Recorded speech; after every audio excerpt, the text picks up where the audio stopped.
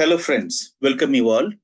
We will be having a basic discussion about what is ECMO and what are its indications. I have no conflict of interest and no disclosures. So we need to study what is ECMO, what are the different types of ECMO, what are the indications and contraindications before we go on to putting the patient on ECMO. The use of ECMO has increased exponentially, and especially in the last few years, there has been a huge number of patients being put on ECMO. The number of centers which are performing ECMO has been more than 600 recently. And the number of ECMOs performed till date is more than 2 lakhs, the survival of more than 54%. So the first use of ECMO was in the 1970s. The early first use was in the patient with trauma, but the adult use came down, and it was a pediatric use of ECMO which continued in the initial years. And till the H1N1 flu came in, where we found that many patients improved with the use of ECMO. But India, the use of ECMO was lagging till we had COVID pandemic, and then use of ECMO has increased significantly. Coming to the physiology, we have the heart and the lungs. The main function of them is to have adequate tissue perfusion. And if the patient has an dysfunction in the heart or the lungs, then the tissue hypoxia results. And here, the extracorporeal life support helps us. What is ECMO and how we do it? So in ECMO, we take out blood from a large vein, pass it through a pump, which is a centrifugal pump, and then through a membrane oxygenator, which acts as an artificial lung. And here, the gaseous exchange is taking place. Carbon dioxide is removed, and the oxygen is given to the blood, and that blood is given back to the patient either in the arterial system or in the venous system, depending on which organ we need to support. So we see that the ECMO, or the extracorporeal membrane oxygenation, or extracorporeal life support, is the use of the extracorporeal circulation and gaseous exchange, and it provides a temporary life support to the patient who have the reversible pulmonary or the cardiac problems. So these two terms, that is a temporary support and it used in reversible conditions, these are the most important when you are describing ECMO. So the goal of ECMO is primarily that the tissues should have enough oxygen. It is not healing the heart or the lungs. The ECMO does not heal the heart or the lungs, but it gives the heart or the lungs a chance to improve. When the patient is acutely decompensating and you need time to give the rest to the lungs or the heart for them to recover, you need to put the patient on ECMO. So it buys time for these organs to improve. So ECMO is a bridging therapy. Bridge to recovery is our primary target, where the lungs and the heart will improve and we take the patient off ECMO. But if the heart or the lungs is not improving, then we can go for either a transplant or a ventricular assist device. And sometimes it's a bridge to decision, where we put the patient who is acutely decompensating on ECMO and then see whether the patient is improving or not, or what are our options. So it's a bridge to decision. So there are various phases of ECMO, starting from the decision for ECMO, where you get a referral for the patient from the critical care physician, and you speak to the relatives and you do a financial counseling. Also, then, if the relatives are agreeable, do the cannulation and initiate the patient on ECMO. Till the time it is easy, but once the patient is on ECMO, you need to maintain the patient physiology till the organs improve. And when the organs improve, you go for weaning of ECMO. So primarily the indications of ECMO being either a circulatory failure or a respiratory failure. And depending on the indication, there are types of ECMO is veno-arterial or veno-venous, where so in a veno-arterial, we are draining blood from the venous system, returning into the arterial system for circulation, and it will support both the heart and the lungs. But in the venous system, we are draining blood from the venous system and again giving back to the venous system in the right side of the heart, but it will only support the lungs with the respiratory support. There are other variations of ECMO, but we will read about them in the next few lectures. Before you put the patient on ECMO, you have to assess how is the likelihood of organ recovery. If the patient's organ recovery chances are very less, then you question whether this is a transplant candidate. It's not. Usually in our context, Indian context, most of the patients will not be able to afford a transplant. So if the patient's chance of improving is there, put the patient on ECMO. The other contraindications, if the patient has a multi-organ dysfunction, has already developed, which is severe disease of the other organs, which will not improve, or if the patient has a disseminated malignancy with survival chances of more than 6 months is very less, or if the patient has a severe brain injury or a cardiac arrest, which has been unwitnessed, you do not know the cerebral status, then it's not the candidate for ECMO. So these are the 4 criteria that has to be met if the patient needs to go for ECMO. So what are they? That the disease process should be acute, it should be life-threatening and reversible in nature with treatment.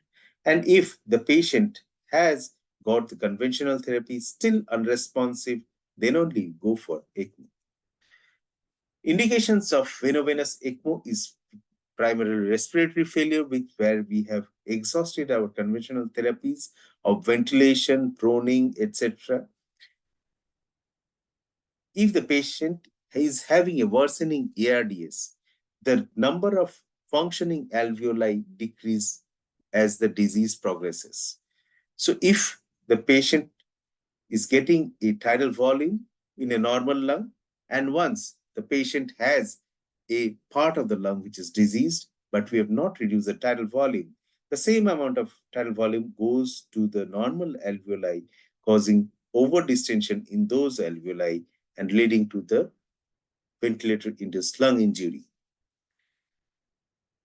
To prevent the ventilator-induced lung injury, we have to go for a lung protective ventilation with a low tidal volume, with targeting a low plateau pressures.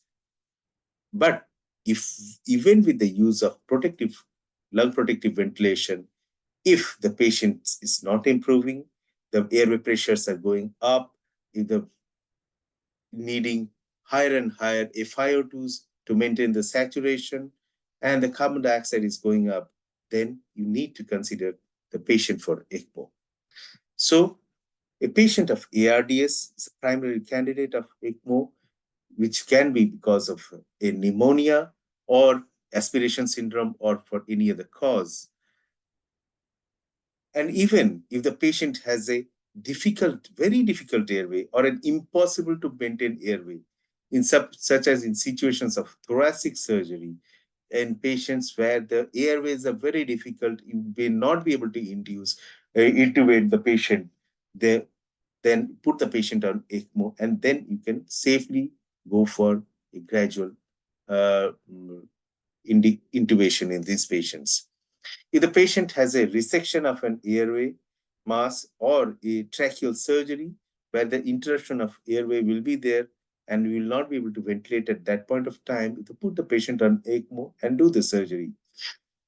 Or if the patient has an airway compression because of a medicinal mass or a disruption of the airway due to trauma, all these patients, here the lungs may be normal, but for the ventilation purpose, you need to put the patient on ECMO.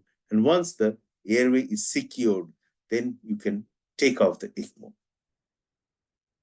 It's also used to prevent, to put the lung rest in bronchopleural fistulas, in pulmonary contusions, in drowning, or in chemical inhalations. Even in lung transplant, if the patient has a primary graft failure, or if the patient who is a candidate of transplant and has decompensated prior to going for a transplant, then put the patient on ECMO and then wait for the lungs. The intraoperative ECMO is standard for surgeries of transplant. Other indications being refractory bronchospasm, severe pulmonary hemorrhage, or poisonings.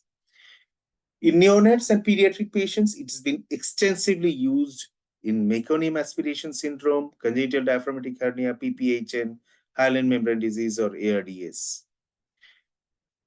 It has been used in tropical diseases also. So how do we assess what is the need when we need to put these patients on ECMO? We need to assess what is the degree of lung injury. And to assess the degree of lung injury, there are various scores there.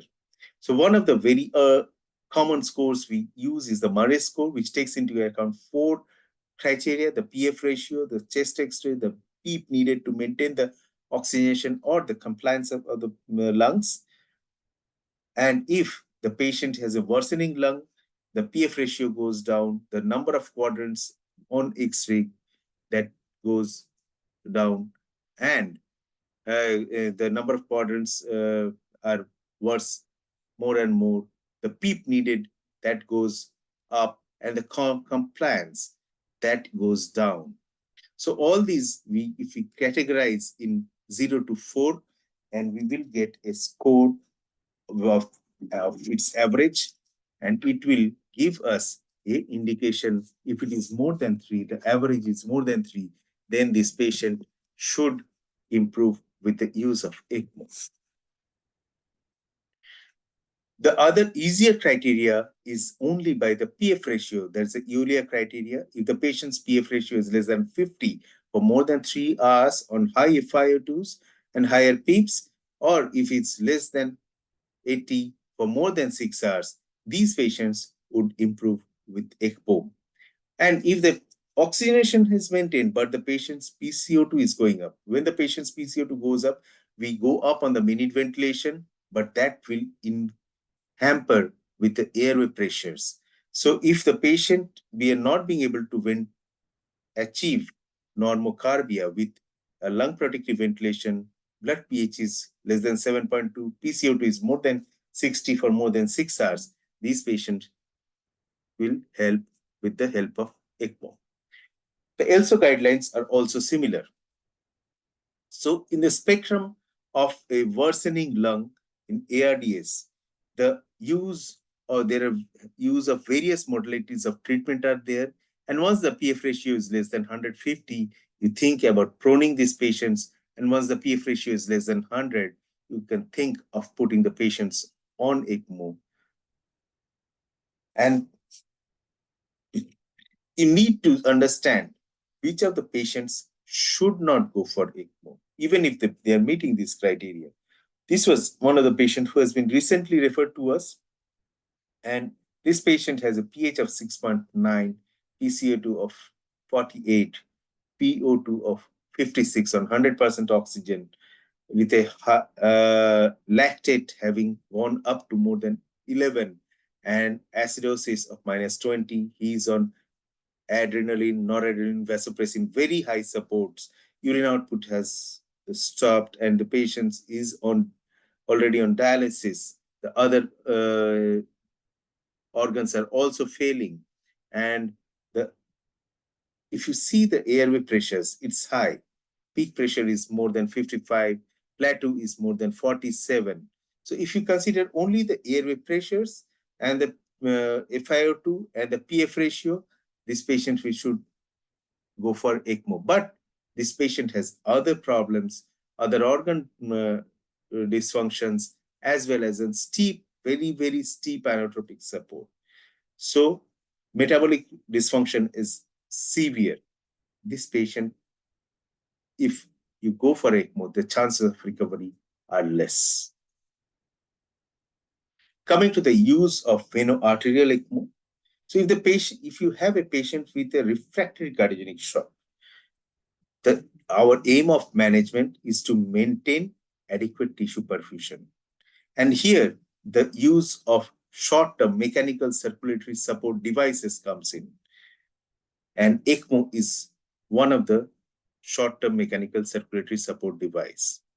So objective in circulatory support is to provide adequate coronary, cerebral, and systemic circulation, and also to have effective LV decompression. Primarily, veno-arterial ECMO as a mechanical circulatory support has been used in patients with cardiogenic shock, in MI, or if it is because of myocarditis, a post-cardiotomy, if the patient has had a cardiac surgery, we are not being able to come off bypass, or a bridge to transplant or an LVAD. If the post-heart transplant, the patient is having a graft dysfunction, put the patient on ECMO. Or if the patient is having a hypothermic shock or even severe arrhythmic storms where you are constantly giving shock to the patient, but the patient is not maintaining a cardiac rhythm with good cardiac output, put the patient on ECMO and then treat the arrhythmias. In high-risk cardiac interventions is a backup where if you feel that the patient may decompensate during the intervention, put the patient on ECMO and do the intervention. And once the intervention has been done, the patient is well, they just take off the ECMO. It's a postpartum cardiomyopathy. It's very commonly used in drug intoxications, in sepsis, in patients who have a cardiomyopathy along with the sepsis, or in the pediatric population where the patients usually has myocardial depression with sepsis. There you can use ECMO. In trauma, in massive pulmonary embolism, it's very commonly used, or in even endocrine emergencies. And finally, the cardiac arrest situations where we are using as a eCPR. If the patient is getting a conventional CPR, within the 10-15 minutes, the patient has not got an ROSC, put the patient on VA ECMO as soon as possible. You get the circulation going to the organs, to the brain, is getting perfused, and then you can treat the lung, heart. It will come up with, if the patient is having a ischemic condition, you can go for a plasty or a surgery.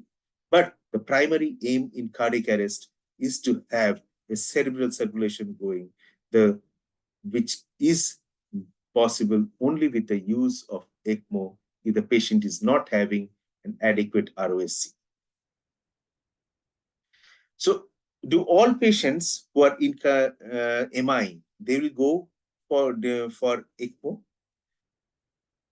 Some of these patients with MI, they can spiral out, and there is a vicious cycle where the patient may end up in death, but not all. So when we need to intervene so that to prevent the deleterious effects of cardiogenic shock. So if the cardiogenic shock has developed a hemodynamic problem, it is then that we need to put the patient on mechanical circulatory support devices, rather than when the patient has progressed to a hemometabolic problem, the other organs have been involved, and it is at that point of time that mechanical circulatory support is of no use. So timing of use of ECMO is important. So usually these patients will be hypotensive in spite of our increasing inotropic support. The urine output is going down, the lactate is rising, mixed venous oxygenation is low, patient is having an altered consciousness, and you've given inotropes, you've intubated the patients, you've done everything which is for the optimal management of this patient, and the patient has a cause which is reversible. There you should go for an ECMO. So if you are considering about ECMO, when to go for ECMO, you see whether the inotropic supports are going up and up, and still the cardiac output or the tissue perfusion is not adequate, the lactate is rising, then you put the patient on ECMO. Just don't go for only the blood pressures, then you will miss the mark. So sometimes the blood pressures may be maintained, but the cardiac output or the tissue perfusion is not adequate. So you have to assess that before you go for an ECMO. So the ELSO guideline states that if the patient is in cardiogenic shock for 6 hours and it is refractory to the pharmacological and fluid therapies, and the patient has a reversible cause, then the patient is eligible for alternative circulatory assistance. Cardiogenic shock can be staged according to SCI criteria, and the D and E, that is the deteriorating and extremis, these are the situations where there is a increasing use of mechanical circulatory support devices will lead to better survival. There are various guidelines which have shown the use of ECMO in these extreme conditions.